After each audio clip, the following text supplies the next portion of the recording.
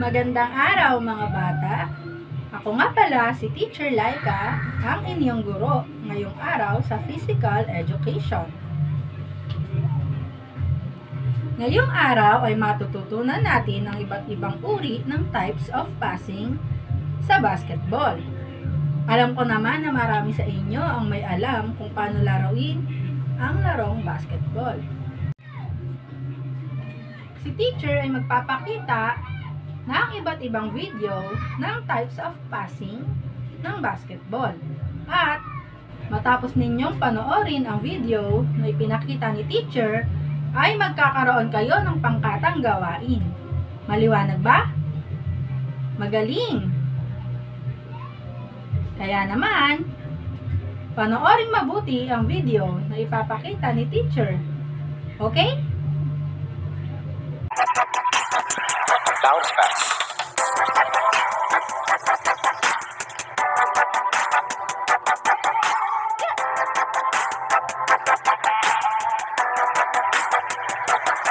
Chest pass.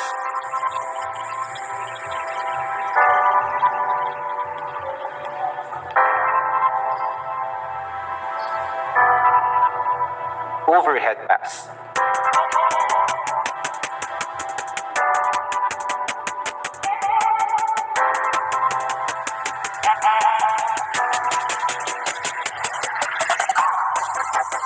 Push pass.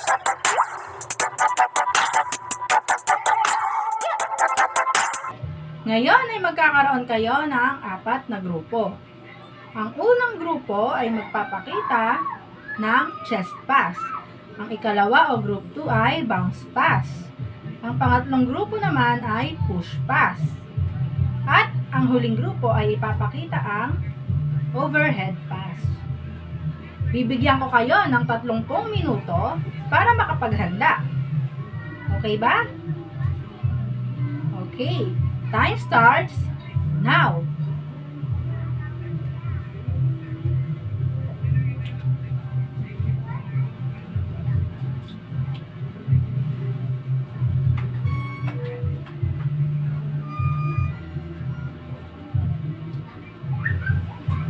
Okay, group 4.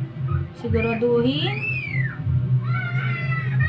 na hindi makakasakit ha. Siguraduhin na ang pagpapasa ng bola ay may kaakibat na pag-iingat. Very good, group 1. Okay, time's up. Mukhang handang-handa na kayong ipakita ang inyong gawain. Okay, umpisahan natin sa group 1. Susunod ay group 2, group 3, at group 4. Okay, napakahusay! Sana ay may natutunan kayo ngayong araw sa ating aralin. Hanggang sa muling pagkikita, paalam!